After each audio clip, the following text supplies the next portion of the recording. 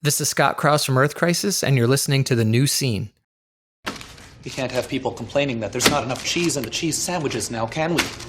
I mean, if there's no cheese in a cheese sandwich, it's basically just 2 slices of bread. If word of that were to get out, well, I could lose my job. I could lose all of this!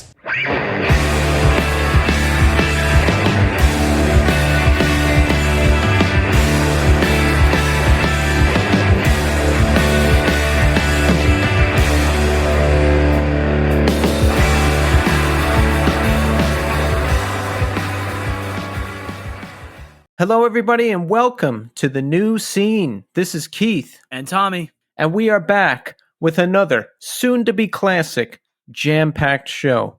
On the show tonight, Chris Teti of The World is a Beautiful Place, and I Am No Longer Afraid to Die. Excellent band. I'm sure an excellent human being. We're excited to talk to him. Tommy, I've been doing a deep dive on their catalog ever since I saw them. That gig with Gates, the recent gig, to support their new album, Illusory Walls, released this year, 2021, on Epitaph Records. I really like this band, and the thing I like most about them is they're pretty unique. As far as bands in this world, I think they really stand out.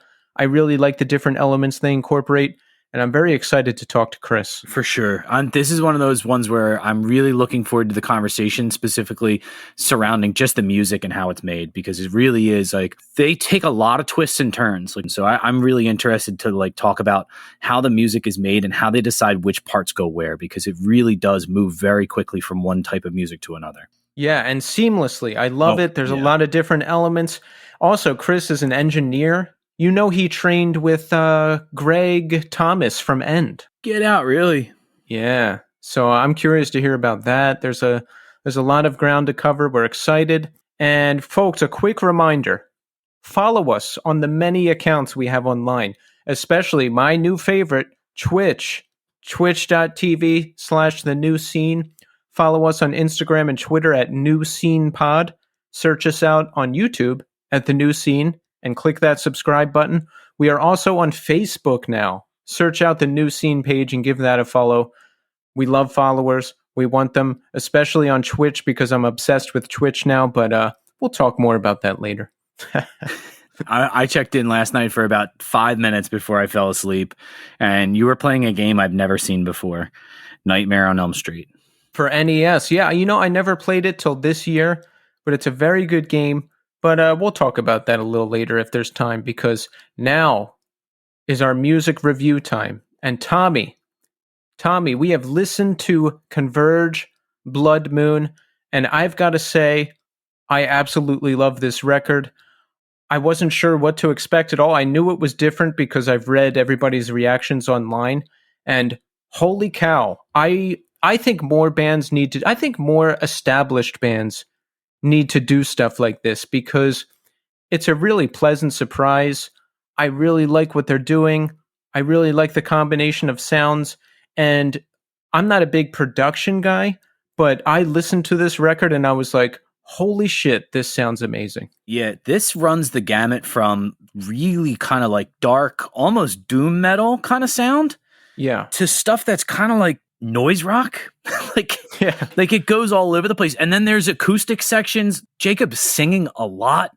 It is really, really an interesting record in that when I first turned it on, I made the mistake I always make with going onto Spotify, which is I don't click on the album. I click on the top played songs. Yes. And I clicked on the top played song and I actually had to go back and check. I'm like, is this Converge? Am I listening to Converge? But again, like you said, I love when bands like this that are established and are heavy go in a different, and not a completely different direction, but take their sound and change it into something that kind of seems to mimic where the band is going emotionally and kind of mature, like in their terms of their maturity. It's really, really awesome to hear. Yeah, Converge is taking a chance with this record and trying some new stuff. Circa Survive did it earlier this year with their EP, A Dream About Love, a little earlier this year. I like it. I actually, you kind of said like before, you were like, yeah, I didn't really see this coming with Converge. I kind of, when I listened to The Dusk in Us, I kind of felt like they were getting into that slower, heavier, more methodical, more not spacey, but like more in like that industrial kind of like Godflesh kind of sound, or Jesu, like that kind of like heaviness, but with the programmed drums. Like I could kind of see that direction. So this album makes total sense.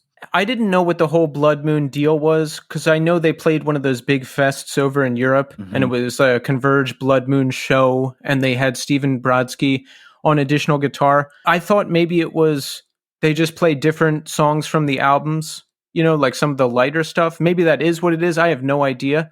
But whatever is going on with Converge Bloodmoon, I love it. Yeah. No, I'm here for it. Every time they do something new, I'm here for it, because it's been, how long have you loved Converge? Since what, 97, 98? Yeah. Like I'm always going to be here for what they do. I want to hear what they're doing, and I want to hear where they take this sound the next time, because it's going to be interesting. Like if this is the trajectory they're going on, they might do a complete 180 and completely go back to something heavy, or they might go even further into this sound. But I'm always interested to hear what they have to do. Yeah, I'm here for it. So, also my new favorite band, Tommy. Yo. Rollo Tomasi. I don't know. I have no idea how this ended up on my playlist, but I was taking the train home to see my folks on Thanksgiving, and I sent Tommy this song. I was like, you have to listen to this. I've listened to this 10 times. And folks, it's on our New Scene 2021 playlist on Spotify. Search that out. Follow it if you're not following it. We put all of our guests, as long as they're on Spotify, and all of the music that we dig this year. So please check it out. Rollo Tomasi. The song is Cloaked. Yo. Amazing. They're the, what was remember I drank a bunch of NyQuil the one night and I was really sick. What was the term I came up with? Butality? Oh, butality. That's a great name that's a great way to describe this band. This is the essence of butality. Their music, again, runs between incredibly heavy and atmospheric, and they do it so well. Like there's not a lot of bands out there that can do it. It's like the changes seem too abrupt. Their songs really do seem like almost this, like, and I brought this up to you, it seems like the score to a movie. Yes, it was cinematic. It was beautiful. I listened to it 10 or 15 times, and I love when I get that hit, when I love a song so much, and I listen to it over and over and send it to everybody, and I did with this one. So I think their record is coming out early next year, 2022. So whenever that's dropping, that'll probably be my new favorite record. So excellent work, Rollo Tomasi. And in other music news, Tommy, sadly, we lost Gared O'Donnell from Planes Mistaken for Stars. Yeah, dude. He passed last week from esophageal cancer. Tommy, you actually broke the news to me. I had no idea. And so I went, and I've been meaning to listen to them forever now, as I've mentioned on the show a couple times. Absolutely love the band. It's right up my alley. And I was just watching some interviews with Gared and listening to the tunes. And boy, it's just really sad news. So condolences to the family and friends of Gared O'Donnell. They're one of those bands that I was introduced to very early on, because they did a 3-way split on Deep Elm with Appleseed Cast and a band called Race Car Riot. And their tracks are just, if you haven't ever heard them, just, go on Spotify, grab a couple of the top tracks, and then watch a live performance of them. They are fucking tour de force on stage. Complete emotion, just fucking heavy, and really, really great performers. We lost an absolute amazing person with this. And again, like Keith said, our condolences go out to the friends and family. So, some updates from our sponsor, Iodine Recordings. Now, folks, this is the show that keeps giving, the New Scene. We are the show that keeps giving. And guess what? We've got another giveaway. We have a very coveted, very rare, very sold out Jerome's Dream Presents LP on colored vinyl. So here's what you're going to do. Same deal as last time. Post a picture of this episode, tag us in Iodine Recordings, and you could win the record. And make sure you're following both of us too, because I'm going to check. What do you think, Tommy? I think we should announce the winner now. The winner is Tommy from the New Scene. I don't even have a record player. What am I talking about? We are very fair here. There's no insider trading. Share a picture of the episode. Tag us in Iodine Recordings. You could win the record. This record is a powerhouse. You want it. Trust me. And you guys have no idea how much it helps us when you guys tag us in things and repost those, because it really does help us in the algorithm and gets more people exposed to the show. Yes, so we appreciate it. Thank you. A couple more Iodine updates. They've got a handful of the recent 20th anniversary reissue of Orange Island Shape of Calling cassettes. Cassettes, folks, you know we love those, and they're limited to 100, and they're shipping now. Orange Island is a post-hardcore emo band from Massachusetts, and it's a split release with Friend Club Records and Iodine Recordings. It's available at both, so pick that up. Also, Iodine Recordings has new merch, including a winter beanie with the Woven Spaceman logo patch. They're available in 8 different colors. Check it out. It's cold. It's wintertime. You want it. You need it. You going to get one, Tommy? I'm bald, so I need a hat for sure. I wear a hat until it's April. You're so quick with those responses. How do you do it? Years of being teased, so I tease myself first, so no one else can get the chance to do it. I love it. All right, so I have some big news now. Tommy, are you ready? Oh, Lord, yes. Yeah, let's go. For the winner of the Return of the California Takeover LP from War Records. We have a winner. Are you ready? Yes. Okay. The winner is whoever the person is that wrote the review I'm about to read. Please get in contact with us. If you wrote this review, please get in contact with us. Please get in touch with us. And folks, be honest. Don't say you did it if you didn't. We want to give this individual the record that they won fair and square. Whoever wrote this review, please get in touch with us. You won the record. The review is by Life from Loam. That's Life from Loam. And here's the review. Like a chat with your old friends. 5 stars. The show is great. The hosts already felt like old friends after just a few episodes. There's no shortage of content about this music scene, but this show is just a cut above the rest. Thank you so much, Life from Loam. And again, you won the Return of the California Takeover LP. Please get in touch with me. Email newscenepod@iodinerecords.com or just message me on Instagram. I'm always on there. We'll get you the record. Thank you so much for the review. But folks, now we are going to speak to Chris Teti of The World is a Beautiful Place, and I am no longer afraid to die. Enjoy. All right, folks, we're here now with Chris Teti. Chris, welcome to the show. Hey, thanks for having me. It's great to have you here, Chris. You know, you've done so much in music with The World is a Beautiful Place. You do so much with audio production as well, and we want to get into all that. But first, Chris, I have to ask you, how are you doing today?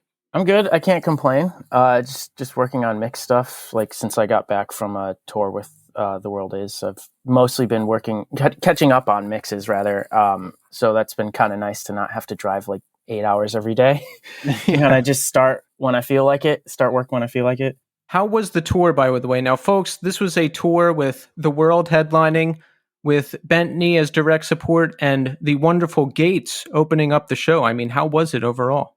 Oh, it was great. It was great. We had we had Gates on the last week of the tour, and we had, I think, 4 different openers, like kind of regionally throughout the country. But the tour overall was great. Probably one of the best tours we've done in years, actually, which was crazy coming back from everything, the past couple years. But it was a good morale boost. It could have gone the other way pretty easily, but no, the reception was really good. The crowds were really respectful. It was just fun to like actually play out again, something that I didn't think would ever happen again, honestly. Right. So yeah, I was very, very excited on how that all went. Was that tour your first shows back from the whole COVID debacle, which is still going on, of course, but now there's some shows? Yeah. The last show we had played was, I think, in December of 2019. We played something called Champagne Jam in Philly at the Fillmore with a band called the Front Bottoms. And yeah, that was the last time we had played before everything got crazy. We had a week of writing in February of 2020, and that was the last time we had all played together in the same room up until rehearsal for the tour. Somehow in between February of 2020 and May of 2021, we did a double LP, but we all weren't in the studio at the same time. When you guys start playing again, do you find that you have to relearn how to do things? Like I'm starting a band now for the first time in years, and when we don't play for a couple weeks, I forget how to tune. I don't know what I'm doing. Like I forget how to play parts of songs. Do you experience anything like that? Sort of, but honestly, when we started, I'd say it was different doing new songs from our most recent record. But when we were at rehearsal and we were playing the old songs that we had played a million times on various tours through the years, it clicked like immediately. Of course, there was little things we had to like brush up on, but it felt like no time had passed, which was really trippy. But like trying to figure out where I had to change guitar pedals and stuff is definitely a little bit of a learning curve to remember that again. But otherwise, it like felt pretty natural. I mean, because we've played together for so many years at this point that I don't know. It's just kind of like we all know what the other person's kind of going to do. That makes sense. And how was tour different in the age of COVID? Is there more restrictions? Is there less hanging out? Like, how does it compare to before? Oh, yeah, it's very different. So on this tour, we were trying to be really strict on everything. So no one was allowed backstage if they weren't on the tour. There's no like, oh, my friend wants to come hang out backstage. There's none of that. We always had bands wear masks throughout the show. I mean, we wouldn't wear them when we played on stage, but usually there's a pretty big decent separation between us and the crowd. There was a couple nights where I definitely wore a mask because it was kind of a weird situation. Like Florida was kind of weird. Like the sound guy at the venue put up a big stink about even having to wear a mask. And that was generally kind of like a weird one. But yeah, we stayed in like motel or hotel stuff every night. We didn't stay at like people's houses because it's just like more points of like just like risk throughout. And yeah, we would take tests every week, like COVID tests every week to get into Canada. We also had to take everyone on the tour had to take PCR tests, and there was a lot more paperwork going in to Canada than normal times. It's always like a bit of an ordeal to get in. And we only had one show in Toronto, and trying to schedule PCR tests for everyone on the tour was a nightmare. I mean, our manager did that for us, and he was on the tour with us filling in on guitar, but he was on the phone for hours trying to get everyone in because like CVS wasn't used to like, oh, I'm bringing 9 people in and we're all going to be in the same vehicle and we all have to get tested at the same time. Like we can't do it over the course of a couple days or something. And yeah, it was a lot more strict stuff overall with the shows and like trying to make sure that people in the audience was like wearing masks and being respectful. And some shows had vaccine requirements. Some didn't because of more like the regulations per state, like it changed per state, and just like a lot of stressful stuff, honestly. But even with all that, it was still like awesome. Like once you get in the groove of that, it's like fine. And if everyone's on the same page and you lay out the ground rules before the tour, then there's no guessing. Oh, like, I didn't realize we had to do that sort of like thing. We eased into it pretty well, but there was definitely a few stressful nights. I can't deny that. In a sense, is it good that all these restrictions are in place because you have an out if you want it? And what I mean is, like, I'm pretty introverted, right? And I might not want to talk to anybody before the show. So if I'm at the show and I'm backstage, I can be like, oh, yeah, because of the restrictions, I can't really come see anybody. Sorry. Yeah, I mean, it was actually really cool to not have people end up coming backstage because I love seeing friends. That's awesome. But there's always like, you like drive all day, and I do a lot of the driving. I did all the driving on this tour, but I do a lot of the driving. I do, which I enjoy it, but it definitely takes a lot out of you. So you get to the show, you load in, you sound check, and then you have like an hour or two to just like chill. And that's really all you have throughout the day. And you're constantly around people. And it's just stressful to like, oh, so-and-so is coming to the show, and then they're bringing their cousin, and then they're going to come backstage, and they're going to hang out, but they're going to maybe awkwardly sit in the corner because everybody's tired. Or, you might talk for like 10 or 15 minutes, but then they're in there for like an hour or two, and it's just kind of like, it can be a little weird, and like I just wanted to chill out.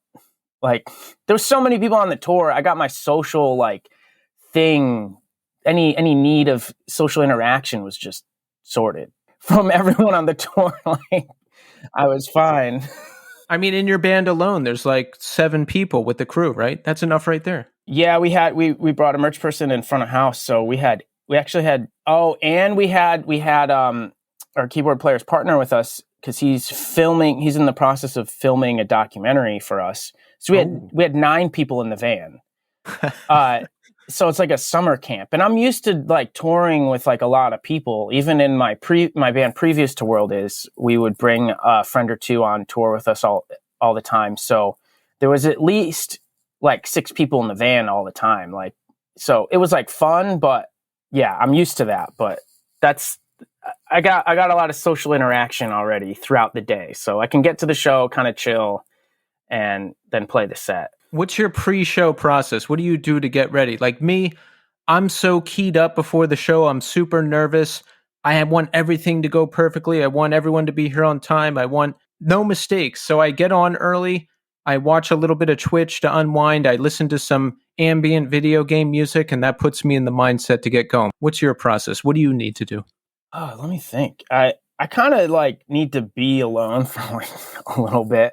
like as in like I might go outside and like go for a walk and kind of get away from stuff for a minute. And like thankfully, since we're usually headlining, all our stuff is backlined anyway. So, you know, getting on stage is pretty easy. Like I can just pull my pedal board from like behind my amp and it's all set up and I just plug in a couple things and I'm good to go. So there's no actual like extra legwork to get the set going. But yeah, I kind of just have to be alone for a little bit, I think, to get like kind of in the headspace of it. I probably watch like drum playthrough videos and stuff too. Like I found myself watching a lot of videos by Eloy Casagrande. He's the drummer of Sepultura. Oh yeah. I follow him on Instagram. Yeah, he's one of my favorite drummers. And so even though I don't play drums, I produce a lot of drums for bands, editing and mixing and everything. But I don't know, that kind of would get me in the headspace too. Just like, I don't know why. Just watching that guy play drums, I was like, all right, like here's a couple videos. All right, I'm good. It was like drinking a coffee for me. Or I was also like drinking a Red Bull or 2 before the set every night. But nothing crazy. Not like I need to light sage and do this crazy shit. Because we toured with Brand New years ago, and one of their guitarists was like lighting sage backstage and like walking around the green room, and he's like doing a whole thing. And I was like, what is happening right now? Like, yeah, it's like, I'm with you, Chris. I need to watch my stuff online and I need to step outside for a moment just to be away from everybody and then come back in and do it. Yeah. Yeah. Just kind of, I also like, I'll put my earplugs in like 10 or 15 minutes before we go on stage. Cause like, I kind of have to like feel normal with them. Like I kind of have to acclimate to how they feel. And then I'm like, fine. In a weird way, they almost make me feel like I'm in my own world because it shuts out so much stuff outside. Because they reduce so much sound that it's just like I'm so detached from everything. But it's kind of sick. Well, let's get to know you a little bit, Chris. Where'd you grow up? I grew up in Connecticut, which I still live in Connecticut, but I grew up in a town called Berlin, which is the exact center of the state. So it's like 2-ish hours from New York or Boston, and maybe an hour and a half from Providence. So pretty easy, like growing up in that spot and trying to like tour, because you can hit some major cities like super easy. Nice. What kind of town is that? It's just like a normal suburban town. Like, I mean, there's like a bunch of farmland when I was growing up, and then it got all developed right before the housing market crashed in like 2008, like the whole recession stuff. As I was in high school and middle school, it all kind of went from a ton of farmland to just like really developed like houses, like single family houses and stuff, and like cul-de-sacs and stuff. Yeah, the type of shit, I don't know, that like pop punk bands sing about. They're like, oh, I don't want to be in my hometown. Like, it's that. It's nothing unique. There's like a town fair every year. Everybody pretends they're like from the South for a week, and then like, I don't know. It's weird.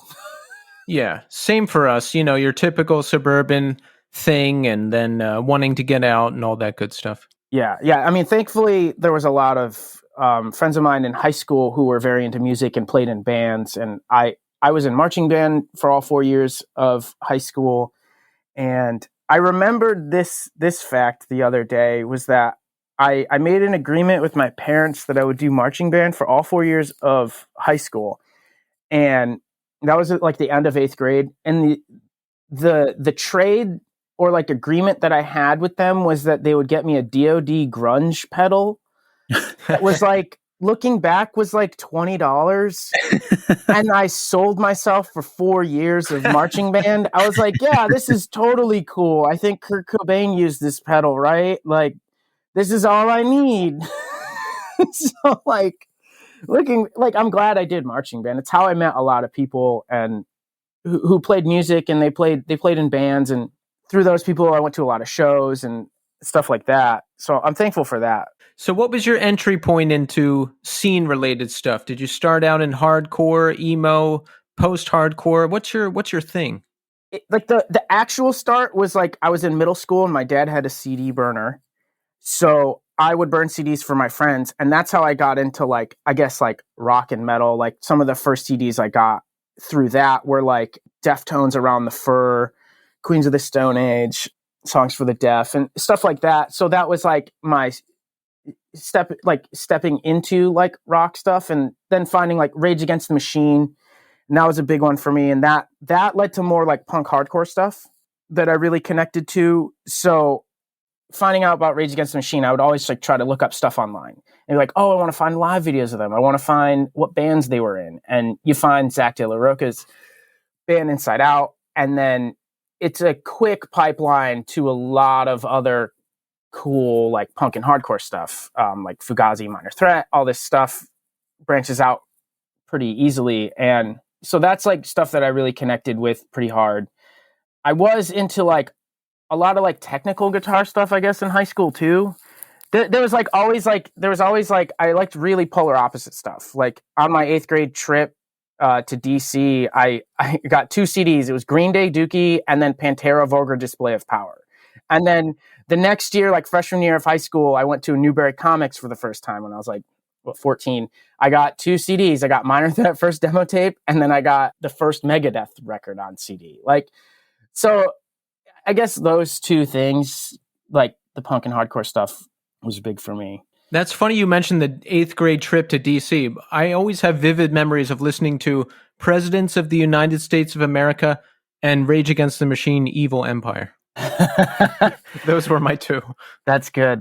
Yeah, I mean, Evil Empire is definitely my favorite Rage record, as a side note. But yeah, I think I probably got Evil Empire somewhere around then. My parents had given me like $100 to spend for the whole week, and then I spent most of it at like an FYE on the way down. Like we went to like a hometown buffet that was like part of a mall, and the teachers were like, "All right, kids, you get like half hour to do whatever you want." So I went to FYE, and of course I bought those 2 CDs, but it's like the early 2000s, so CDs were like $25 or $20 at a mall each. In high school, I made friends with like a lot of people who were older than me.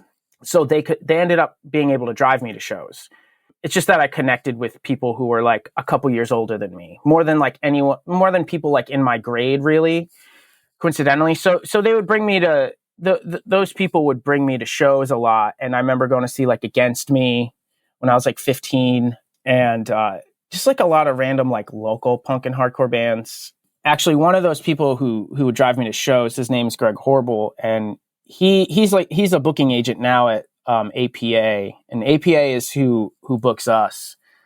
But he played in World Is for quite a number of years with me, and he also was in my previous band, My Heart to Joy. He books bands like Alex G and stuff, a little more like indie leaning stuff. But we were like close in high school, so like he would drive me to a lot of my first shows. And then another friend of ours, his name's Alan, he plays in Self Defense Family, and he was like also someone who we would go to shows with, play shows, like local shows with and stuff like that. He also played in my old band, My Heart to Joy. So that was like my starting point with like starting to find bands. And then like Alan in particular would give me MP3 CDs. So he'd be like, oh, you should check out Dillinger Escape Plan. or Fear Before the March of Flames and Drive Like Jehu. And, that really would help shape like my musical taste. Tell us about some of your early show going experiences and who really inspired you. Like, how did you decide, hey, I want to start doing this too? Honestly, like the starting, like the earlier part was seeing a lot of live videos before I could really go to shows, like seeing a lot of live videos of like Rage Against the Machine and stuff as a kid online. And then, I don't know, just something about the energy with it just felt right. And it was like a place I could go, and there was none of like the, I guess, jocks or any of the people I didn't want to see in high school. None of them were there. It was like people were like very invested in the music of whatever show we were at. And I was like, oh, I already love how all this stuff is.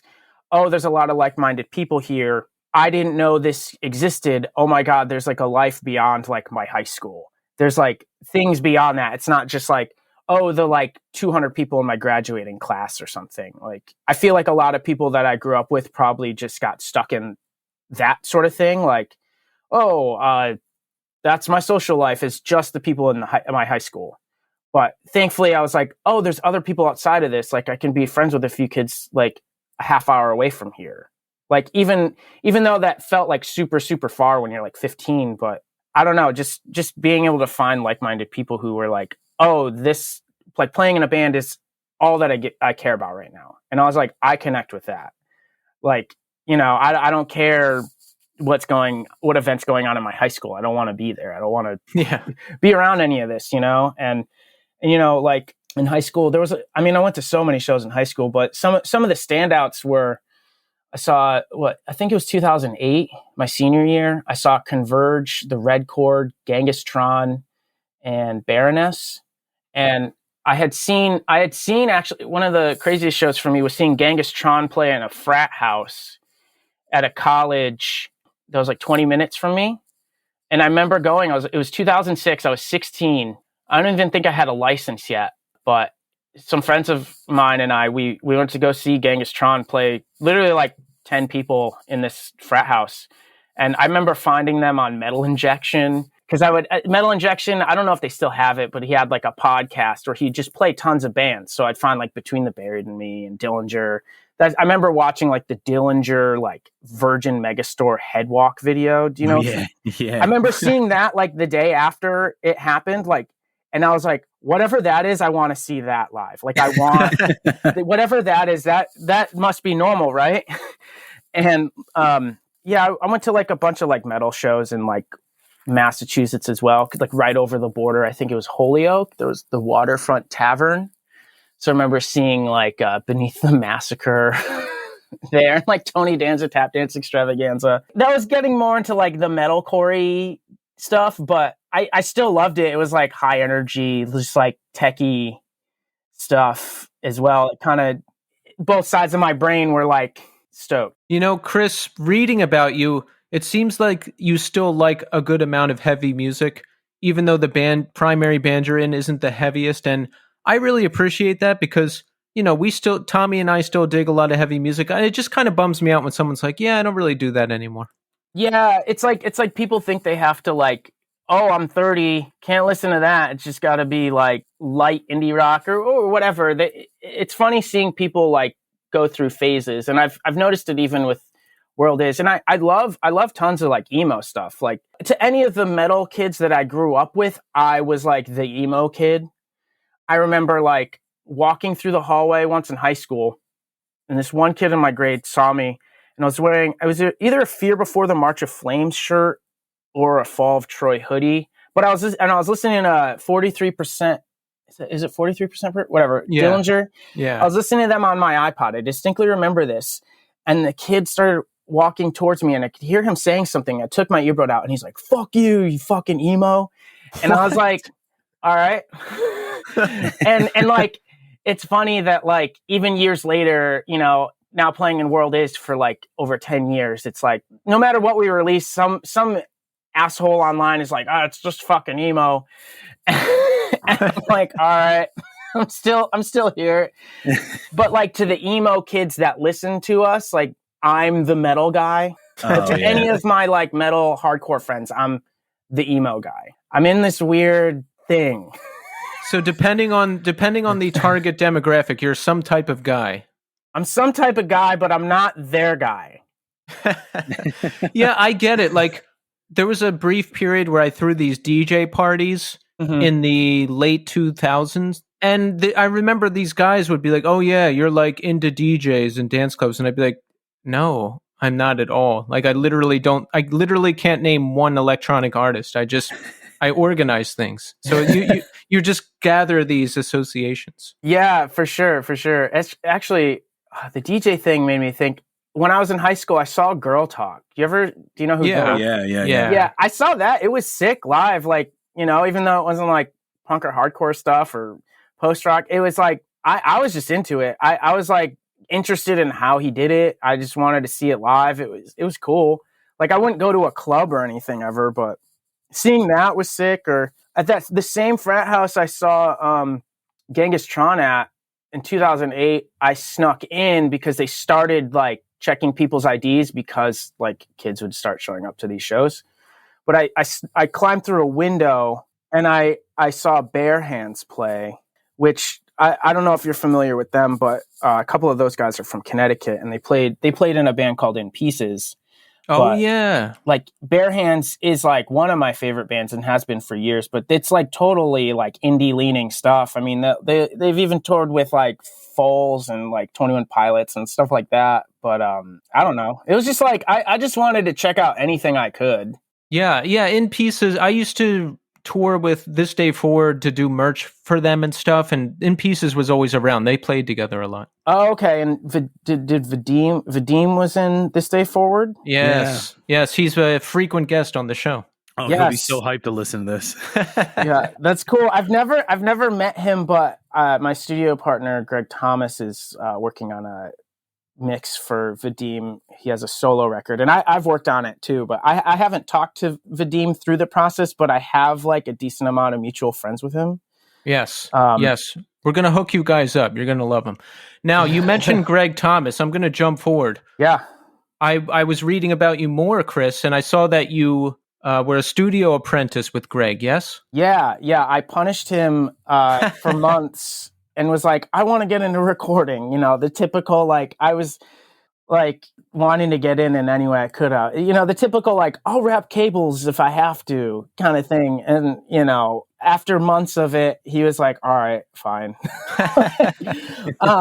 But yeah, I ended up like meeting him because my old band, we toured with a band called HostageCom that Greg had produced like multiple records for. And through them, we recorded vocals for my old band's last EP, and recorded the vocals with Greg, and we had a good experience. And so that's like kind of how I came to the studio Silver Bullet for the first time. And I was like, this place is awesome. I didn't know a recording studio didn't have to feel like an office space, because we have a bunch of like horror memorabilia, movie memorabilia, and it's just like a fun space to create stuff. And it's not like meant to be like, oh yes, you're here for 8 hours and the day rate is it's this many, like this much per hour, and we will like, make you feel like you're just in a Walmart or something.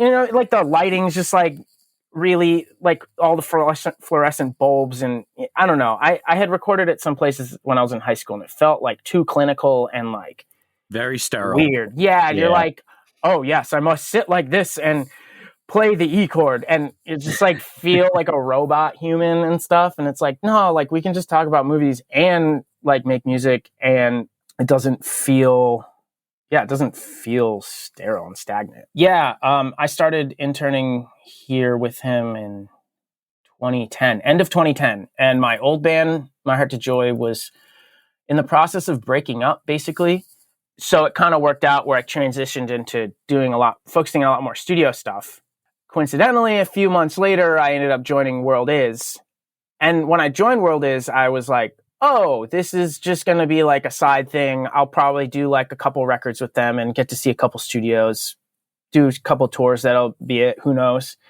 Obviously, it turned into a much bigger thing than that. I guess it was probably for the best that I went into it with like not much expectation. I was like, oh, we'll get to make music with some friends of mine and, whatever. But my main focus before going into World Is was recording. And I mean, it still is. It's like a 50-50 split at this point. But Greg, he's like vegan and straight edge. And, I've been straight edge since I was like 16. So it was cool to like connect with someone like that.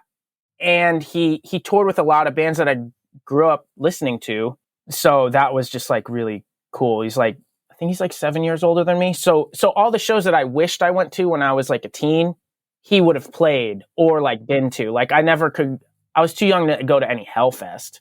He was at Hellfest. Like stuff like that.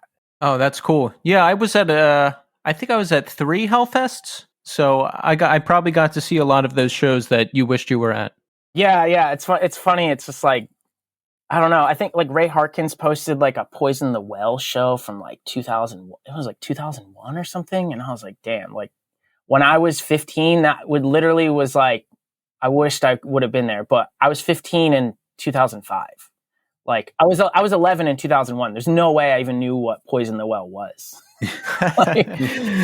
Most of the people we talk to are older than us. I got to say, it's refreshing to talk to someone younger than us. For sure. Yes. How old are you guys?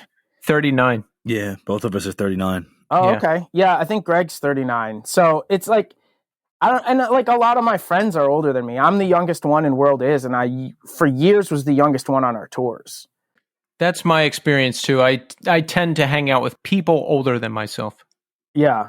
I'm 32, or I'm about to be 32 in like a week. Well, happy early birthday. We're glad you're here. Thanks.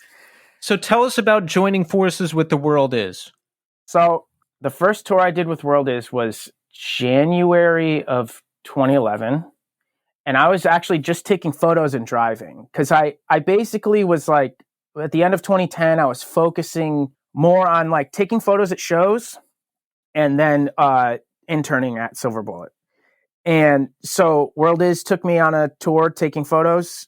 And then soon after, I started filling in on bass for them. I think in February or March of 2011, they hit me up and were like, next week, we're doing a tour to South by Southwest, but our bassist has like a new job, so he can't do it.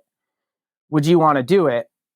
And I was like, all right, fuck it. Like I hated college, and I just went into school the next day, and I was like, to all my professors, I was like, yeah, I can't be in school next week. And they're like, what do you mean? Next week is midterm. So I was like, I don't know. Can't do it. and like, I had like already reached a point where I didn't mind like missing school for shows or anything. Cause I was always starting my semesters like a week or two late because of tours with my previous band.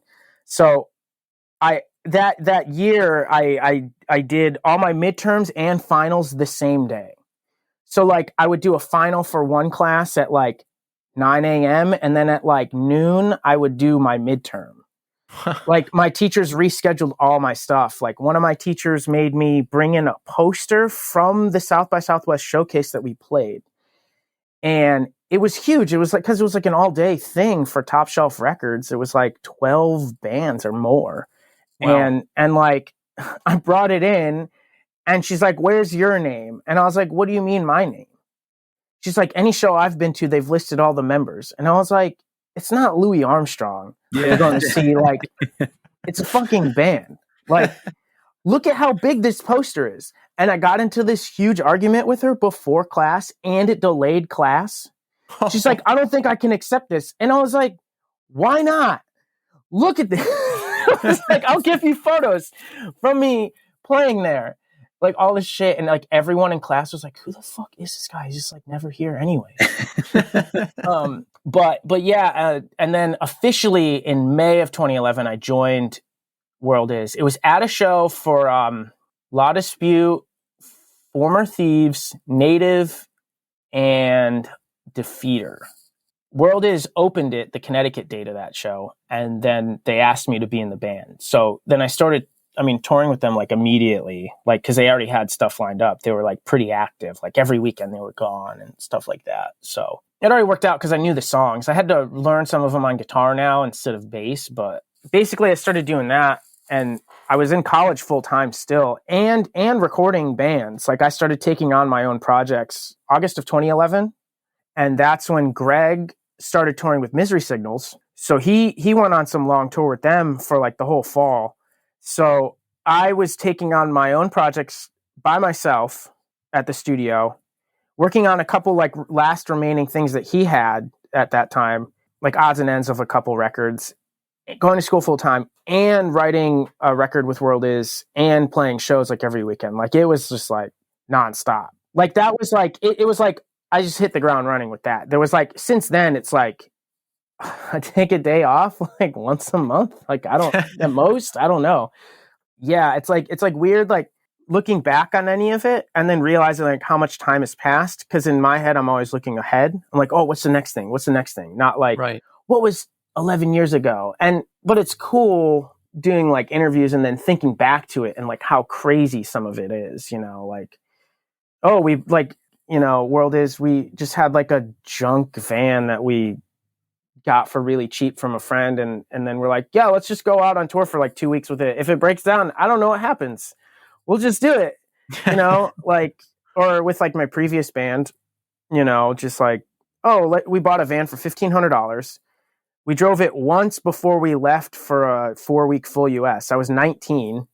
I'd never played out of state before, maybe once, but like, it was like, oh, let's just do it. I don't know if it fucks up. I don't have a backup plan. And that was like kind of the thing, I guess, for years. It's like, I'm just going to do it. I don't know. I'm not going to overthink it. I'm just going to commit. I think that's the way to do it. It's like a young man's game. You're young, you're crazy, you got nothing to lose. It's like, let's just get in this van. We don't know if it's going to work and go on this national tour. Yeah, it's like a risk you have to make, you know. And even like taking on bands when I was like 20, 21, like I was still like fresh to recording. It's not like I was charging them much, but looking back, I'm like, damn, I didn't really know what I was doing. But like, you know, you kind of have to just jump in with it, you know, and like dive in head first. How much experience did you have in the studio before you started working with Greg? Like a couple high school bands of mine had like recorded, but nothing like crazy. It was like, I remember like one of my high school bands recorded with a guy. We won a contest on MySpace to win a free studio day at some studio that is like in Bristol, Connecticut. It doesn't exist anymore. It was just like, some guy had it for like 6 months and then was like, oh, recording's probably not what I should be doing. My experience with that was like, all right, I played through the song like twice on guitar. Did you mess up? Maybe. Oh, it sounds good.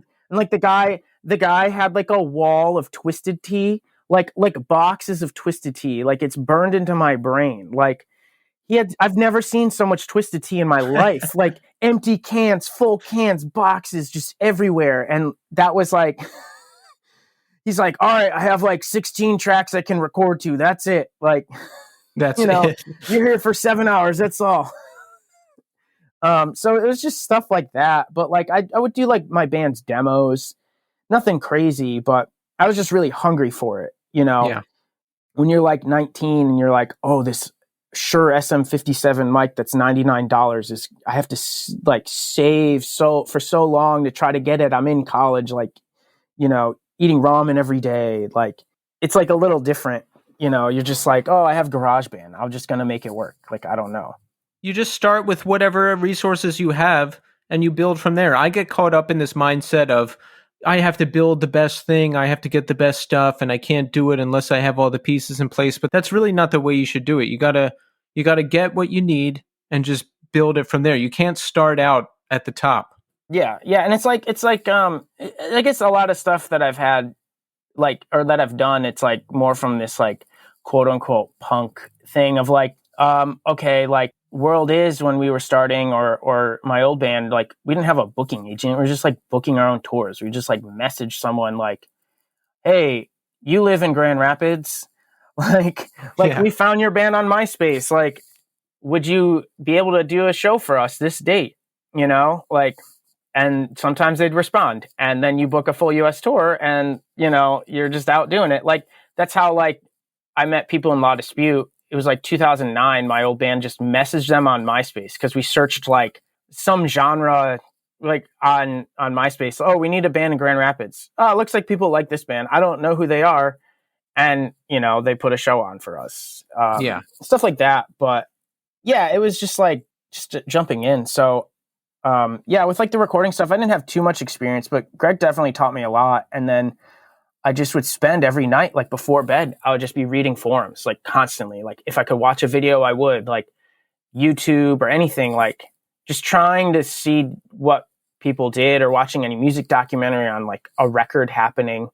Like when I was a teen, I would watch Metallica, Year and a Half in the Life. Oh, yeah. The Black Album. Yes. Yeah, that was like even though I didn't have much studio experience as a teen, like I would watch that so much that's partly where I was like, oh, recording, that's probably what I want to do. Like I obviously want to play live, but whatever's happening in this is like awesome. Even though like they're on $1 million budget or something, just the idea of it, like being able to dissect the music, I was like, they are so focused on this record. That is like all they're consumed by. That is awesome. Like I'm like connected with just being kind of consumed with whatever art you're creating. So talking about The World Is, when you look back on the history of the band, what's a major turning point for you in the band where you can look back and say like, okay, this is really happening. People are starting to take notice. This thing is picking up. So it felt like it picked up pretty quick, like from the get-go, from what I was used to. We used to joke about like, oh, we haven't had a bad show yet. And there was like a long stretch where we had like a lot of really good shows. I mean, but in our head at that time, it was like 20 people coming to a basement in like Wisconsin or something. Like this is amazing. But the real big turning point was in 2013. Basically, we started touring full time. It was right when I finished college, basically. And sort of dropped out, but it doesn't matter. And so we started touring a lot, and just all these things just started falling into place. We did like a 3-week tour in January of 2013. And then all of a sudden we got hit up by someone who was like, do you want to open for a band called Finch? They're doing a reunion tour. And we were like, what?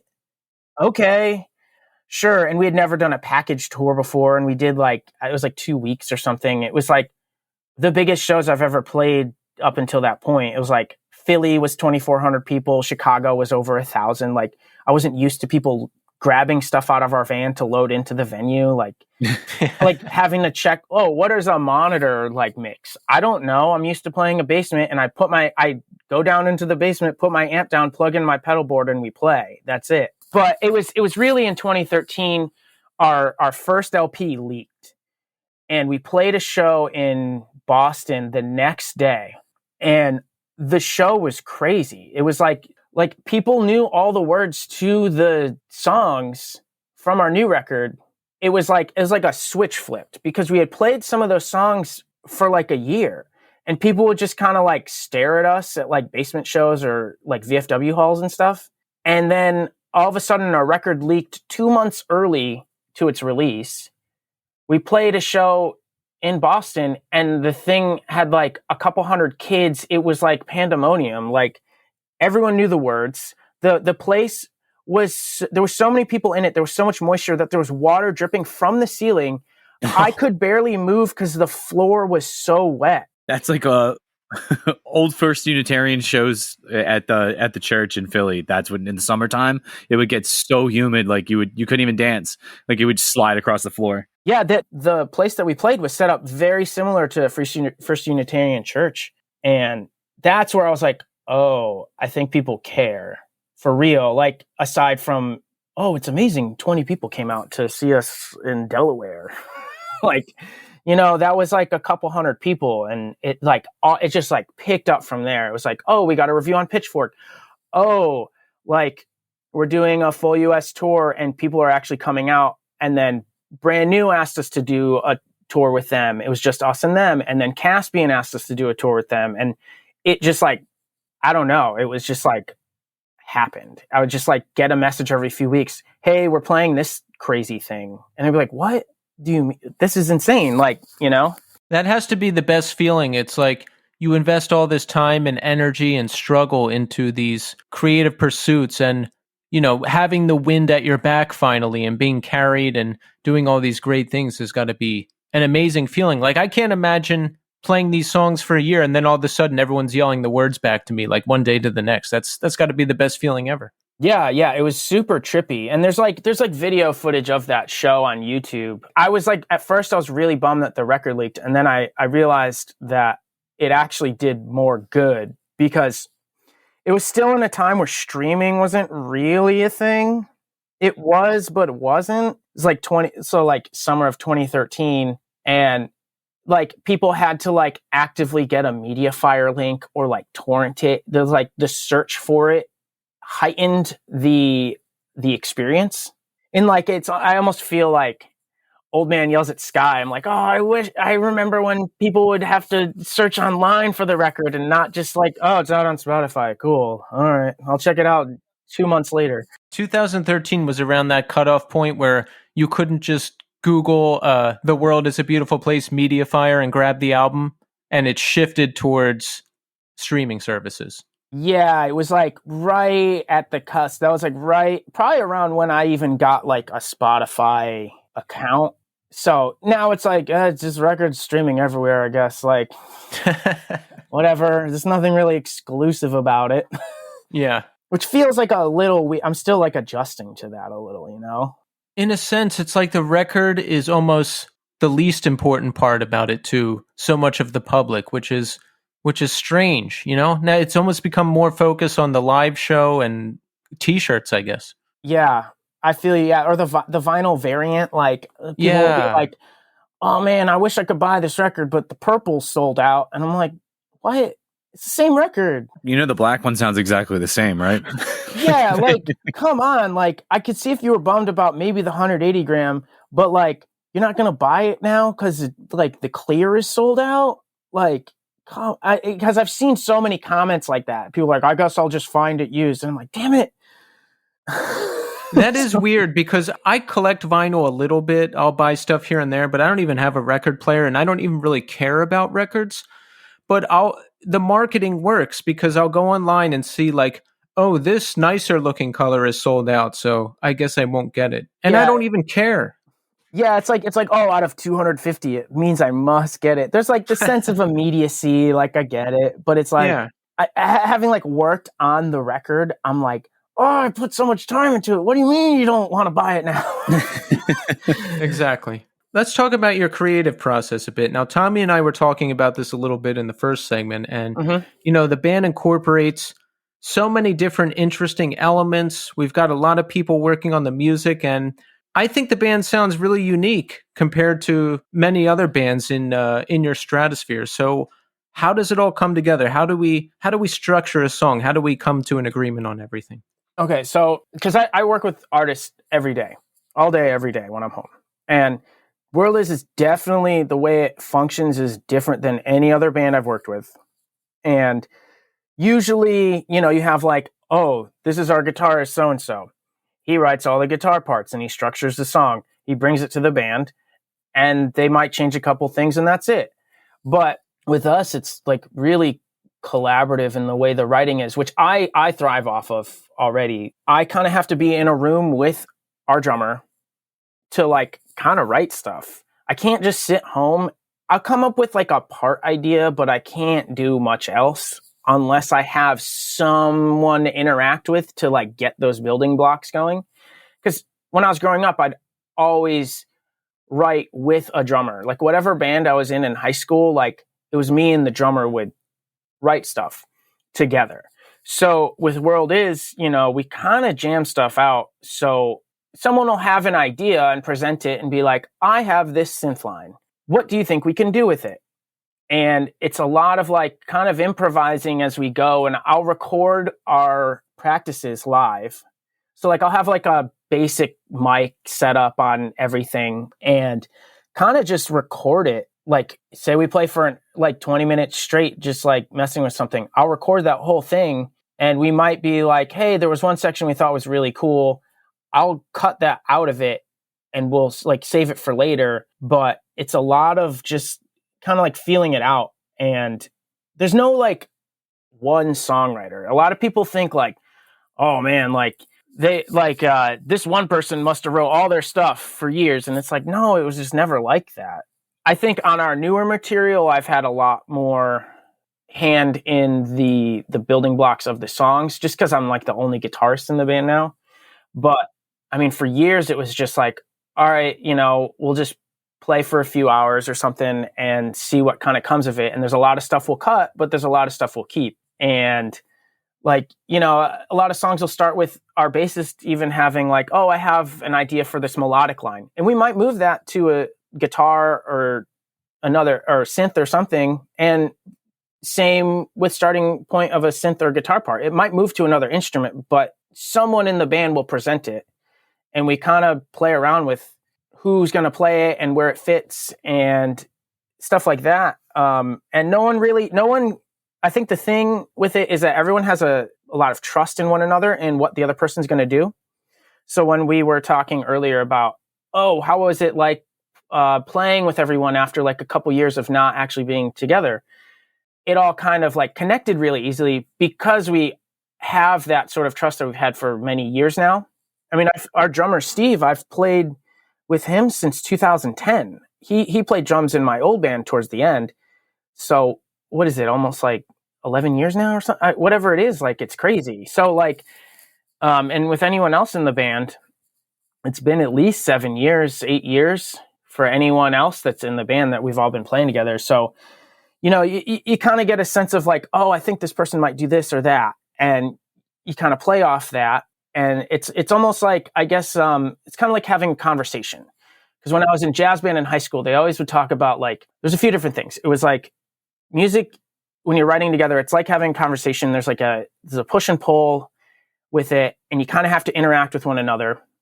And there's a lot of stuff in World Is that's layering a lot of simple parts together. So I might not write I have some technical stuff on this record, but there's a lot of guitar layers that come together into one thing that's like a lot more dense.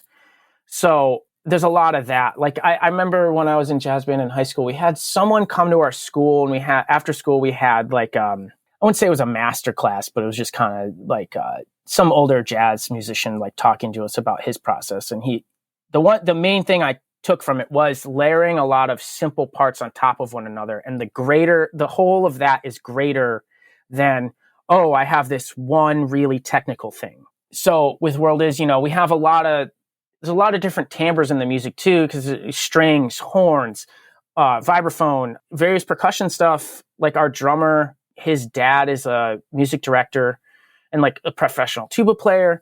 So our drummer, Steve, grew up with like a very wild background in different types of percussion and orchestral stuff, rather than like, oh, I learned this Green Day song on drums and that's it. It was like, yeah, he learned a lot of like crazy punk stuff, and he used to play in crazy noise bands. We used to refer to him as Noise Rock Steve, because he played in some insane noise rock band called Brava Spectra. And anytime I saw them, it felt like there was a riot happening. It was just crazy. He was like 300 BPM the entire time. It was insane, but like bass amps falling over, guitars feeding back. It was sick. But, I think everyone also in the band has a different musical background. Like we all have like our meeting points, but there's people are drawing from a lot of different influences. So there's not like stuff where everyone's trying to sound like the same thing. If you ask anyone in the band, what do you think the song sounds like that we wrote? I guarantee you everyone in the band would have they probably have a couple answers, and there would be some that overlap, but everyone would at least have one that was wildly different. And it's like, I enjoy that because it's just like tons of stuff coming together, which I don't know. I stand by the band being like unique beyond like any other band I've worked with. It's just like, it doesn't make sense, but it does in the end. Like it shouldn't work, but it somehow does. Well, you can hear that. I agree with you in the uniqueness. You hear that come through. You hear the layers. Just thinking about the songs now, I can hear like the guitar part, the synth, the layering on top of each other. And that's a big lesson I've learned. I think that's a secret to success for any band is, one, being able to incorporate a lot of different elements, and two, working together so that everybody has a part, because I was a little more ham-fisted in my older days. Like, no, this is the song, and I want it to sound like X. And in this new band that I'm putting together, I'll come up with a song, but everyone's like, well, let's do this and let's change this. And I just let go. I let go and I let all the suggestions in, and I want to incorporate everybody's ideas, and I don't fight. The results are just so much better. Yeah, I agree. And it's like, it's something I have to talk to a lot of bands about that, like, I work with. Thankfully, a lot of people are open-minded, but there's a lot of bands I've tried to instill, like, don't get too attached to your part, because just think about how you're going to serve the song or serve your record. And if you're too close-minded on it, it's going to be diminishing returns. And I used to have like something like that as well, personally, and I had to let go of that. And I always realized, like, damn, I was wrong. Every time, like, we maybe been writing stuff years ago, I'd be like, oh, I don't know how I feel about that part.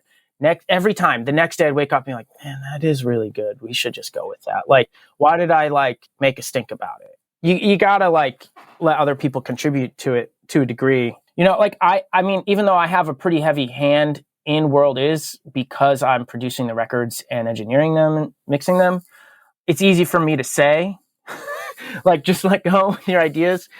But I think when people will send notes on stuff, I will try to be very open and accepting with it and not just, like, shut it down. I've had my moments, we all have, but, like, I think that, like, when I try to be like, well, just take a second. What is this person trying to say? Oh, okay, that's cool. So if you're wearing the producer hat and recording your own band, The World Is, how does that go? Does it ever get weird? Do you ever have to, like, really come down on something and be like, no, we're not doing that? Tell us about the dynamics. Like, I have, like, a little bit, but I think I was in the band for a few years before I even recorded anything of ours. And I recorded, like, a decent amount of stuff on our first LP, Whenever If Ever, but I did not take that record on, like, as a whole. And I remember being very conscious of, like, I'm not ready to take on a full LP for this band at that time. I was like 22 when we started it.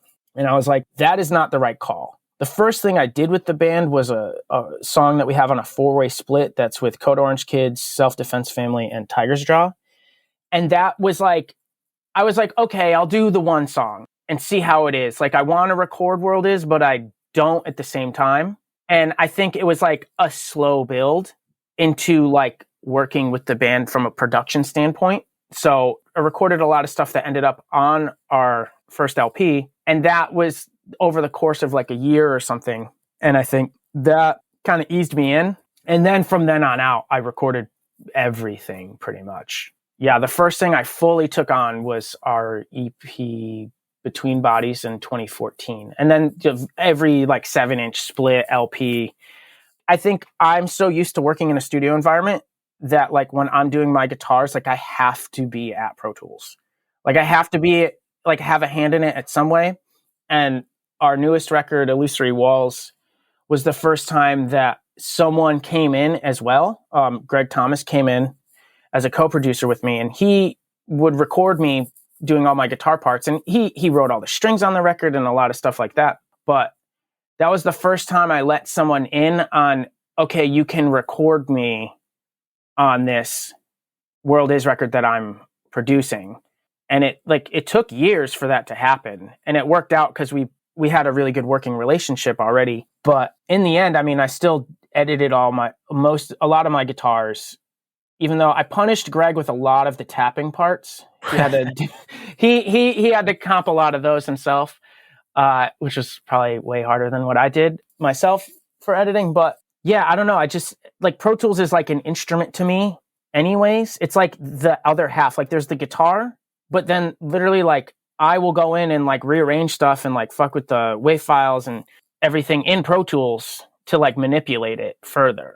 It's like, to me, it's just like a combined thing for how I have to work. It makes sense because, like, with this podcast, even though I hate editing it, I would never want anybody else to do it, because it would just end up taking more time, because to try to explain the the subtle nuance to somebody else and then have them replicate it, it would be like a full-time job. Yeah, I feel you. I've like fully accepted that if someone else was to fully produce and engineer and mix a World Is record, that they would probably want to kill me. It's like I would be like the nightmare, like this specific thing needs to happen in this and this, which I would just do on my own and be like, well, I just want to add this effect to the vocal. But I don't think someone else would really fully get that. Like Greg understood that, but it's because we've like worked on records together for like 10 years. And like, I wouldn't want to have to put someone through that. I'm like, I'll just do it. I learned how to do it because I learned how to record because I wanted to be able to do it on my own. Like even with like photography and stuff like that, like I would see people do it at shows, but I was like, I want to just do it. Like, I think I can do it. I have to like just know how to do all these things myself. That makes sense. I'm like that too. I want to make sure we talk about Illusory Walls, the 2021 record from The World Is a Beautiful Place. It was just released last month on Epitaph Records. Let's talk about this record a little bit. All right. Where do I start? It's definitely the most intense record I've worked on in my life. And I've said that in a couple interviews, and I feel like people like thought that I was probably like joking, but it's like 72 minutes. The last two songs are 15 minutes and 20 minutes. Like I spent like so many hours on that record. It's like, I can't even like fathom how long I spent on it, engineering, writing, everything. But we had started like working on songs for it in, I think, 2018. We had done a cover of In Circles by Sunny Day Real Estate, which we did the cover because there was supposed to be a documentary about emo music that ended up not happening like after we recorded the song conveniently. But that was a good testing ground for like what the band could become. I think like whatever our next step was, it was like lower stakes because it was a cover, but we added a bunch of stuff that didn't exist in the original song. Like we were true to some of this stuff, but we rewrote everything that would have happened like halfway through it. And there's a bunch of stuff we changed, but that was like the testing ground of like, can I do this as like now the only guitarist in the band? And are we able to still to do it after like however many years, after like 3 LPs and however many like splits and 7 inches we had done, it's more than most bands have, and it's like, do you still have gas in the tank like to do it? Or is this just going to be like, well, we're under contract for another record, so I guess we might as well. I felt like we had to actually like change something up in the band. Otherwise there was no point. I didn't want to just coast along. Like, let's just, we'll do another record. We'll do like a tour. That's it. But, we basically we usually get together for like a week at a time to write and obviously record those sessions live. And then the last writing session we had was February of 2020 for like a week. COVID hit. We delayed the record tracking because of everything, but it let me rewrite a lot of my guitar parts and layer a lot of stuff in our demos that we had. We had full band demos that we did at Silver Bullet. That were more in depth than any other demos we had done before. So I had like 2 months where every night from midnight to 7 a.m. I was just writing. It's just like you have to get in like a regimen. It's like if someone's like writing a book, I feel like there's just like there's like the practice of always doing it. Even if I cut everything I did the day before, it still was good to stay in the mindset. And the next day, maybe I would come up with something better and that would stay. Absolutely. And when you're rewriting everything, does the rest of the band get annoyed? Or are they like, no, we were done, it's good? Or are they open to the process? They're just like open to it because every time we've done a World Is record, the big thing is that the record will change throughout the recording process. It's just like this amorphous thing. Like we'll have a song skeleton, but there's always the acceptance that it will shift in some way. And it will be for the greater good. There's like stuff previously with like, like years ago where there was a couple moments where people would get very unhappy that things would change in the songs. But thankfully we've like outgrown that like over the years. And it's just, everybody was like, no, I want this to change. I don't want it to be exactly what the demo was. Yes, I liked this one part. We can keep that. But this whole thing should shift. That's the expectation. So, I mean, we recorded bass and drums. We did a week of that in June of 2020. And we basically did drums, and then we did just scratch bass for the record. Basically, like, we had our bassist play through all the songs with the parts that he had, but with the intent of some of these guitar parts are going to shift. At least I can have this while tracking guitars, and then you'll come back in a few months and do the actual bass. And normally with our records, we would spend 3 or 4 weeks in the studio all at once in a row. And then I would have to turn in the record a few weeks later for a final mix master. And with this record, it was so spread out that it enabled us to have a lot more time on stuff. Thankfully, it didn't turn into like Chinese Democracy, like the Guns N' Roses record. Like, they're like, I've been working on this for 20 years. Will it ever be done? But like, we needed something of a longer stretch where we didn't have the pressure of, hey, you guys have like a headlining tour coming up in like 2 months. Like, we really need this record done for the band to like still exist, like to keep going, So I originally had a week or two set aside in the end of June to do my guitars. And I thought that was going to be all I needed for guitars. I was like, I've done all my guitars in less than a week. Like, this is, 2 weeks. This is fine. Well, we got like a lot of the guitars done, but not all of them. But it worked out because it was more intense. And I mean, I had to play so much stuff. Like, for for our 20-minute song, it took me like, just to get all the rhythm guitar stuff down, it was like days. Because there's tempo builds and all this stuff. I couldn't like copy paste stuff. I was also experimenting with stuff. It was a lot. But through the summer, I just was like working on adjusting stuff on my own. Just like I'd be like out for like a little bit from the house, and I'd like drive home immediately. Like, I have an idea for this song, and I have to shift it right now. And thankfully, I have the access to a studio like that. But like the second song on the record, Queen Sophie for President, it was very different when we first wrote it. And like, I just had this, like, I couldn't sleep at night. I couldn't stop thinking about it. I was like, this song, like, I want it to be better. Like, I can't understand how it's not gelling. And then I had this crazy realization one day. I was like, just listening to tons of different bands and watching documentaries as I was like doing edits. And I was like, oh, I'm going to add a drum machine to the first third of the song. And it was just like various things like that. I was like going mad for months, like shifting stuff, but like everyone was into it, thankfully. Like, but yeah, I mean, then we had our bassist come back in the fall for a week, and we did bass for like the week and percussion with our drummer Steve. And throughout that, we also got basic recording setups for our 2 vocalists, Katie and Dave. And so they were able to stay in Philly where they live, and Katie was able to do her synth and vocal stuff and would send me the tracks in like GarageBand files, and I'd like export them out and like send notes, and Dave would send me just the waves. We were working with 3 different recording softwares, but like it was just like, I was like, I'll deal with it. Like, whatever runs on their computer, we'll just go with it. I don't want to go the route of like, hey, let's buy you a new computer and this. And then like the cost is infinite. But yeah, it was tons of going back and forth, Zoom calls, Google Docs, like emails between our 2 vocalists to, get everything together. And Katie got a neck injury. So in the fall of 2020, so it delayed our vocal tracking for her by a few months, and it like kept like rolling into other records I was doing, because I booked my stuff out at least a couple months. So I'd be like, I have a band in for all of November. Like, I'll have to start work on it in December.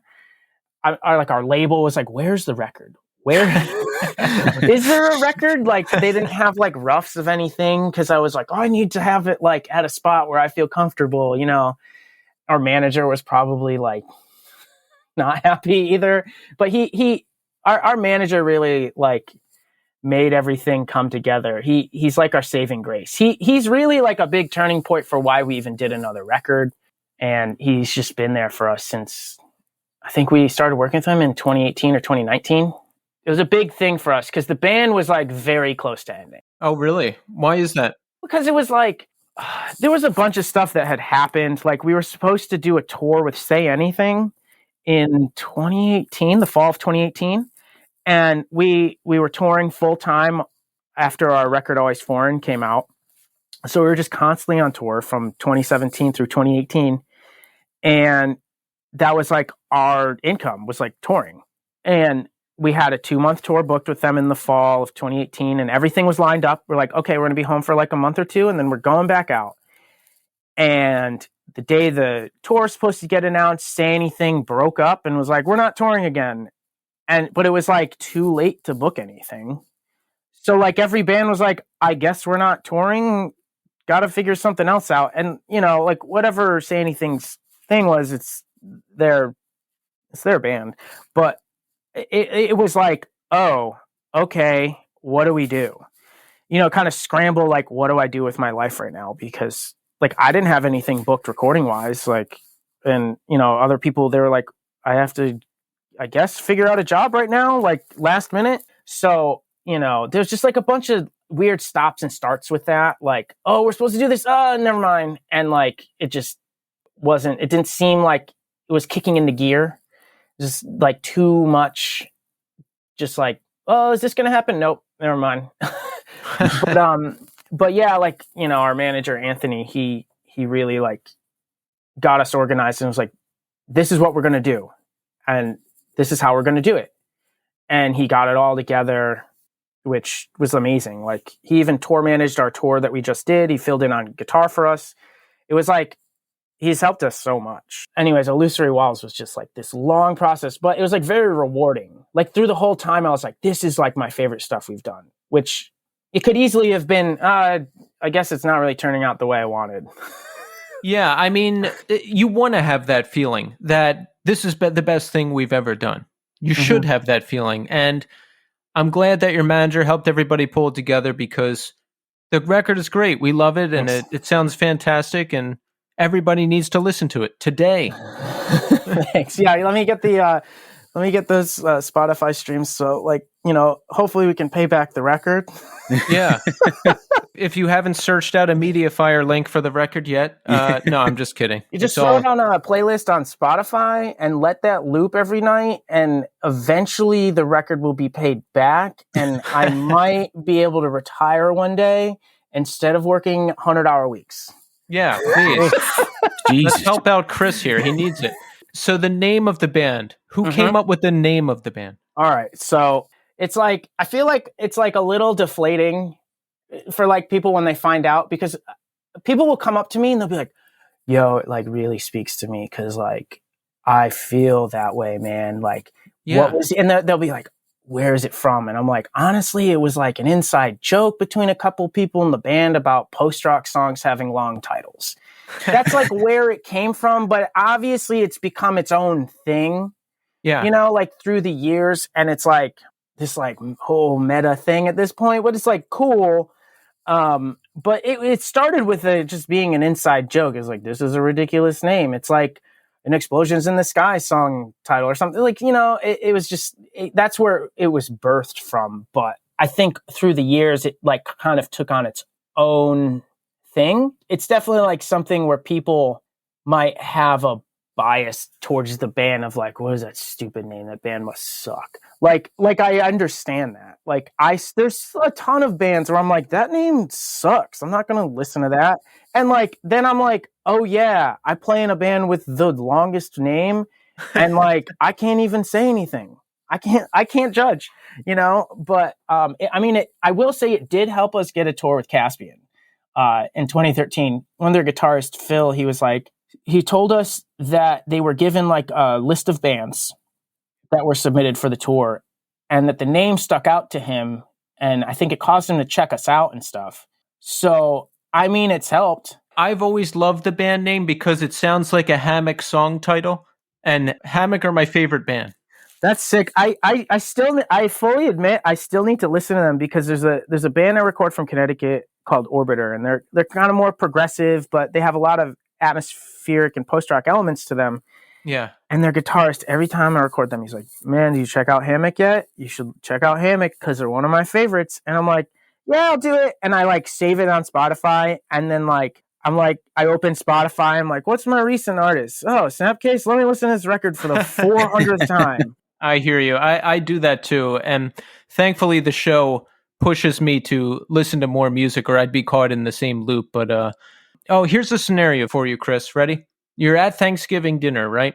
You're with your aunts and uncles, and your uncle's like, Chris, you still got that little band going, huh? And you're like, yeah. And he's like, oh, what's the name of the band again? Do you hit him with the full title? Do you give him a piece of it, or do you just make up something easier? You're in luck because that is the exact scenario that has happened to me many times. So the uncle in question who would ask me that is the typical sketchy uncle and, on my dad's side. And he's actually, this kind of goes back to me in high school. He'd always call me emo. And like, I mean, I like emo bands. I grew up with them, but he'd always be like, you're fucking emo. And I was like, dude, you're 50. You don't even know what that is. Like, what is happening? He just like heard someone say it, you know? And I remember he once saw my belt when I was like 17. And there was nothing weird about it. It was just like a studded belt. And he's like, the belt would look better on my girlfriend. Why are you wearing that stupid thing? So with him, I refused to tell him the band name for years. Literally, it was the point where I would visit my grandmother. He would be there. Be like, Chris, what's the fucking band name? What is your fucking band's name? And I would just run away and be like, oh, I don't know. I'm not going to say it. And I finally told him, but I only told him The World Is because I didn't want to deal with it. It's like the equivalent of talking to a border agent. Like, they're like, what's the band name? And you're like, fuck. They're going to hate this. And like, we once were at the border in England. We were like, oh, okay. We were going to take the ferry from France to England or something.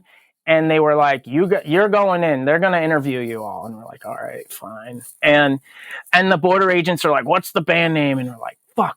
In that case, we had to tell them because, like, I couldn't lie. I mean, my lie at a gas station, if we're on tour, is to say we're foxing.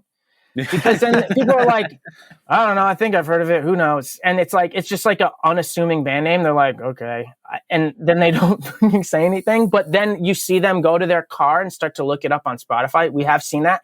And then they'll look back real confused because they're like, you know, no one in foxing has a hand tattoo. What the fuck? And like, but like, anyways, yeah, we're at the border and the fucking guys pulled up one of our music videos on their phone and they're watching it. And it was for the song January 10th, 2014, which was on our second LP, Harmlessness. Literally, they're like, oh, look at all these girls in the video. And I'm like, oh my fucking God. Holy shit. Like, I just want to get on the boat and leave. And they're like, you know any of these girls? And I was like, no, I fucking don't. Like, wow. I just want to go so bad. And they're just like punishing us. And they're like, it's all right, I guess. All right. But like, you know, there was another border agent. Anytime you cross back from Canada into the US border agents are like, they're like cowboys. They're like, oh, we're so tough. We're American. And like, I remember crossing in and I was driving and I'm like the guy who looks like he's in a metalcore band. And like, I fully accept it. And so like, I pull up and the guy's like, you guys play hard rock? And I was like, sure. Yeah, I don't know. Your point of reference is probably Godsmack. I don't know. Yeah. That's all you're going to know. And he's like, what's the band name? And I was like, The World Is. And he goes, with a Z? And I was like, unfortunately not. Like, sorry. Should have thought of that. And he's like, damn, it would be good if it had a Z. And I was like, the fuck is this new metal shit? Like, of course, it's like his only fucking reference. And he opens the side of our van, sees one of our vocalists, Katie, and he goes, you a groupie? And everyone is just like, fuck. Oh no. Trash fell out of the van. And like, there was just like, I don't know, bags of chips or something like in the side. And like, It fell out. They blow in the wind. And we're like, oh my God, we just like littered at the fucking border. It's like midnight. We want to just get in. And we're like, oh, I'm sorry. And the guy just goes, I don't give a shit. Went to the other side anyways. We don't care about them. And I was like, Lord. all right. And I gave him my paperwork because he asked for the paperwork because he's like, being like tough cop guy. And he looks at it, he goes, I don't need this Canadian crap. And I was like, oh, I don't fucking know. That's what I got. And he just goes, all right, you can go. But like, it's like dealing with the uncle is like dealing with the border agent cop. Right. Like, I don't want to deal with it. I figured there had to be some shortening of the name or just dismissal of it. Cause like, even just saying, like talking to my relatives, they'd be like, what band are you touring with? And I'd be like, This Day Forward. And they'd be like, This Day what? And I'm like, oh, I can't deal with this. Yeah, it's like they want you to say fucking Aerosmith. I'm like, I don't know, AC/DC. And they're like, oh, all right, cool.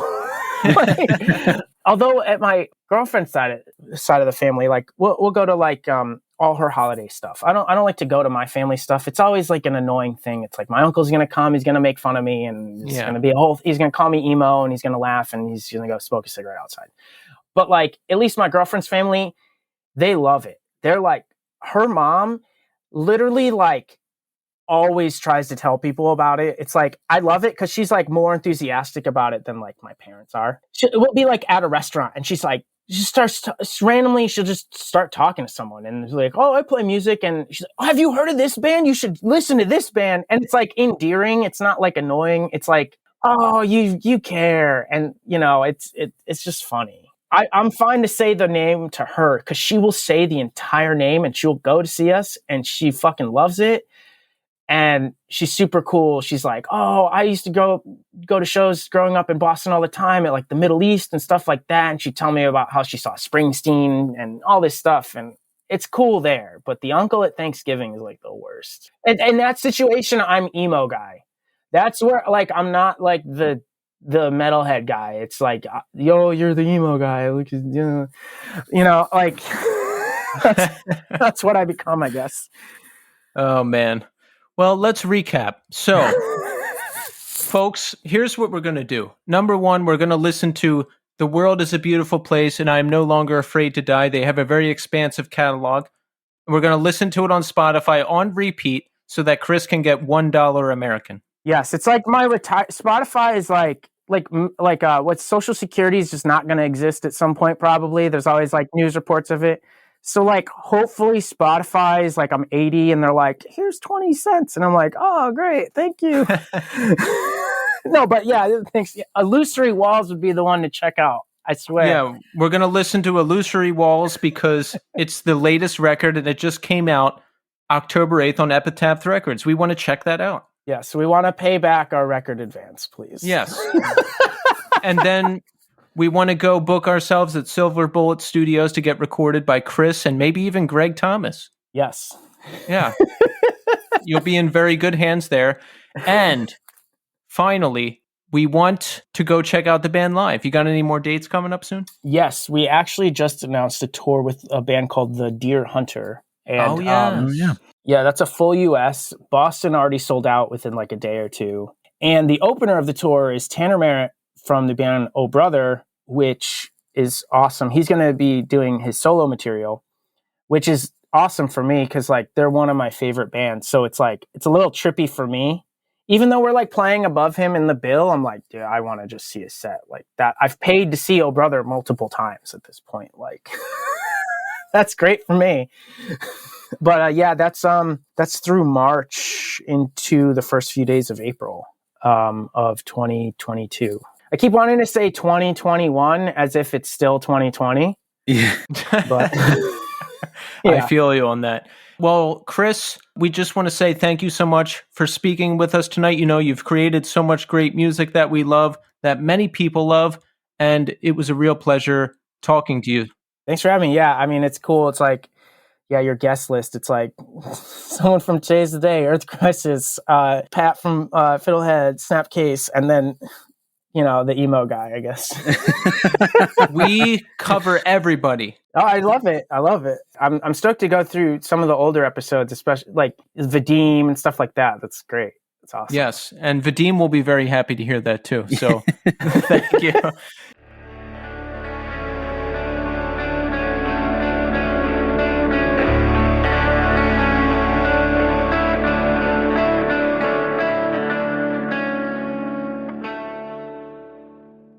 There you have it, folks. Chris Teti. Excellent conversation. He's done so much between The World Is and the recording. I didn't know he was recording with Greg. That's funny. I like that because I just met Greg at Furnace Fest, and he's just done so much. He was a pleasure to talk to.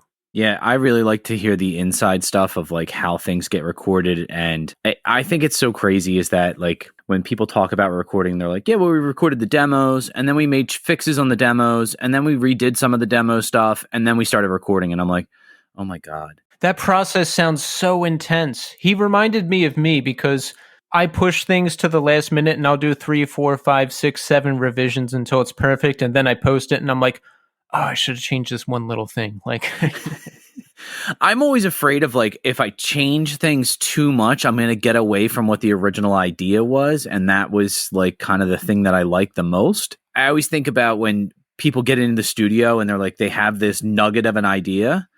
Yeah. I mean, if you're lucky enough to get in the studio and to be able to write in there, like, yeah. But like they have this nugget of an idea and they're like, this is the part.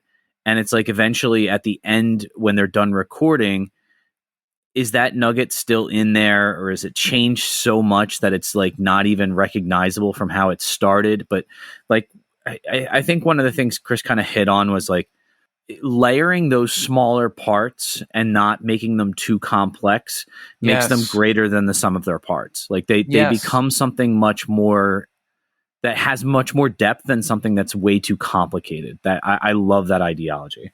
That's my philosophy for music. He was right on with that. And we were talking a little bit after we hit stop, and we just like a ton of the same bands. We have the same influences. So I always appreciate that. It was great to talk to Chris. Thank you again, Chris, for speaking with us. But Tommy. Oh, Lord.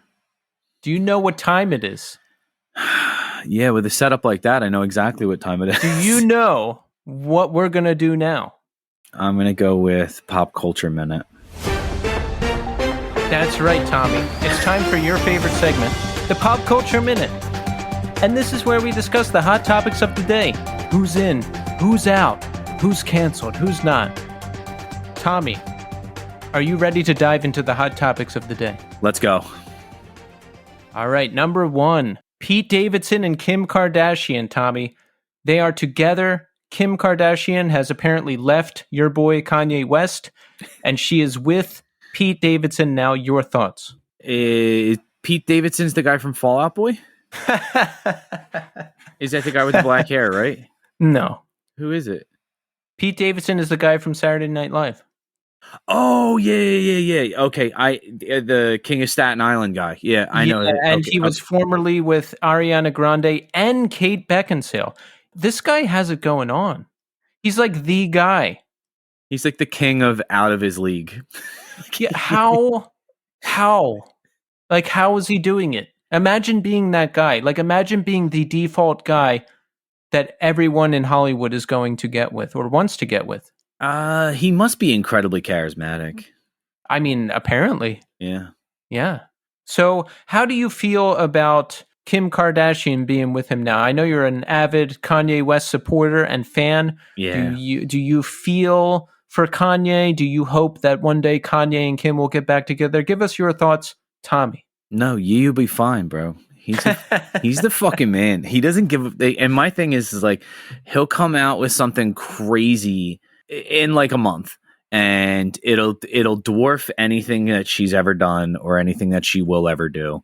My thing is with him is like, he's a legitimate, like, he's a genius. Like, he really is. Like, my consistent thinking about him is that people may like what he does. They don't like what he does, but what's never in denial is that he makes amazing music that a core group of people absolutely love. And I am definitely on that same boat. Well, yes, we wish the best for Kanye, and we wish the best for Pete Davidson and Kim Kardashian. Sure, why not? Yeah, sure. All right, next on the list, Tommy. The Beatles Get Back, a 16-hour documentary about the Beatles. No. By Peter Jackson, No. director of Lord of the Rings. Tommy, No. did you watch the documentary? No. Tommy, will you watch the documentary? No. Me either. And that's it. That's the Pop Culture Minute. We've covered everything we're going to cover, and we conclude this episode of the Pop Culture Minute. There's going to be some angry text from Vadim after this one. Well, listen, Vadim should be happy he was mentioned at least 4 times in this episode. That's true. So, how are we doing, Tommy? We have survived Thanksgiving. Well, I have. You barely have, right? Yeah, it's Thanksgiving was not great. We actually didn't do Thanksgiving. No cooking, no turkey, no any of that? No. Tell the people what happened, Tommy. So this started the Friday before Thanksgiving. I got a call around 10 o'clock in the morning. The baby had a fever. I needed to go pick her up. And she was really, really sick. And then she transitioned from getting better and gave it to both of the twins. So the twins were sick starting on Tuesday. So we missed Thanksgiving this year. We ordered Papa John's pizza and Chinese food and hung out at the house and watched TV.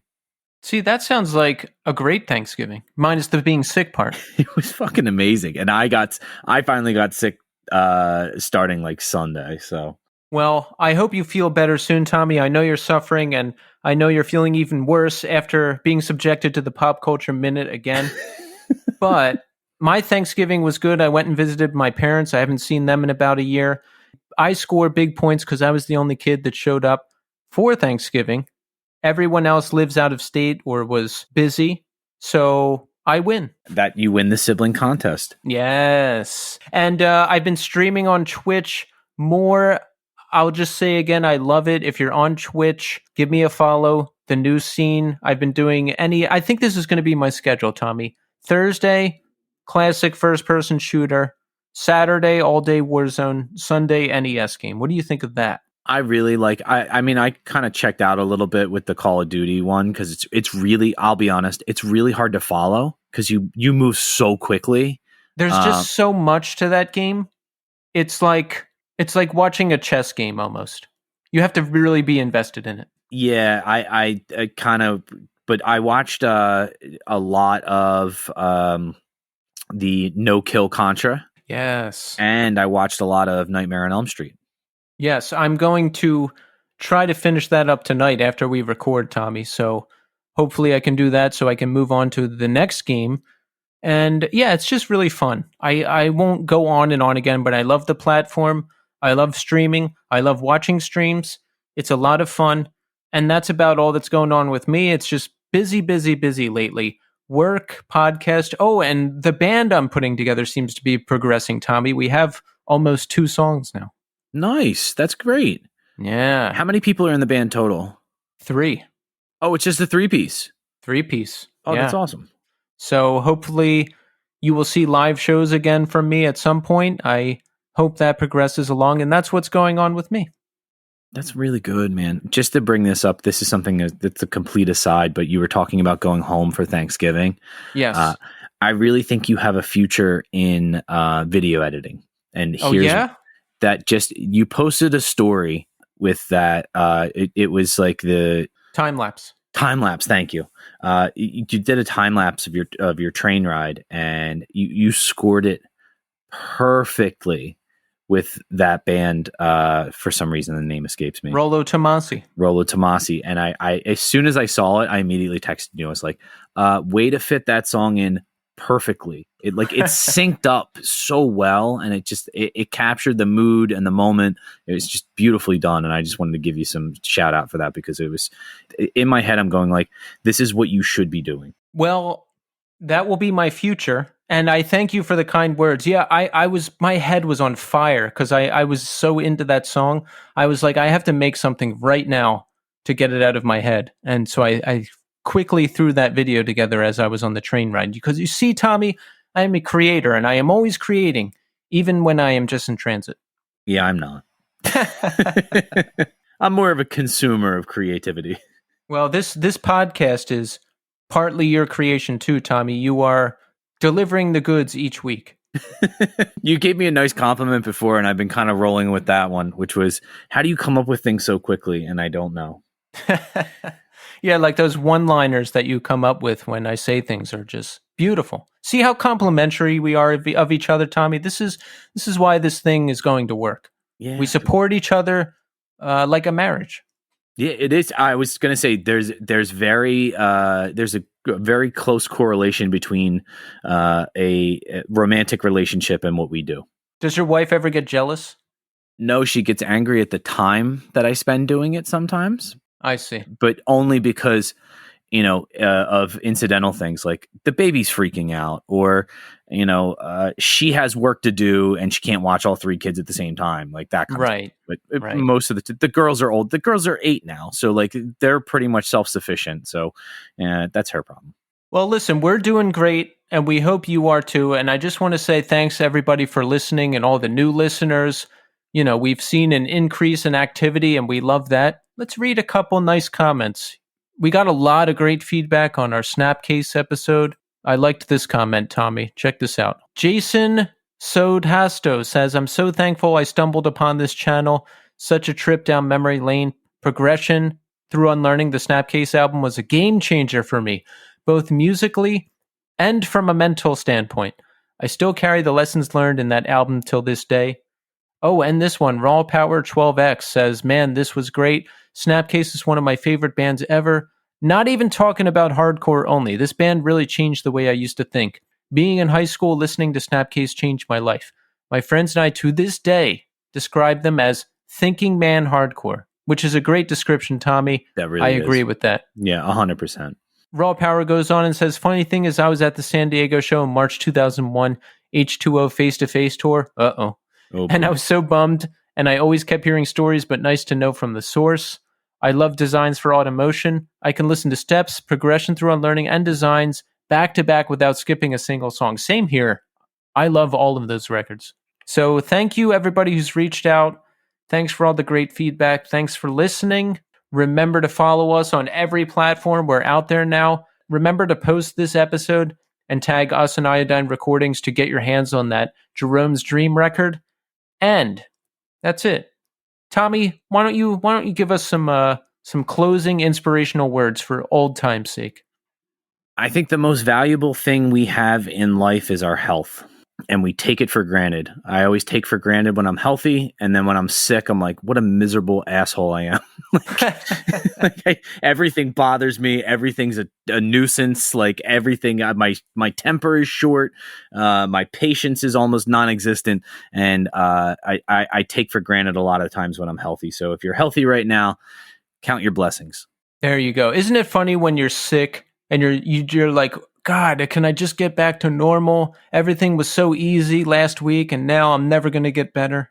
Yeah, I have that mindset of I'm going to just count off the symptoms as they disappear. So I'm like, okay, I'm less congestion. Okay, I'm not coughing as much. Okay, I'm not, my stomach doesn't hurt as much. Like that kind of, like I'm slowly starting to think in terms of, as these symptoms are less and less, I'm going to appreciate the health I have when I have it. There you go.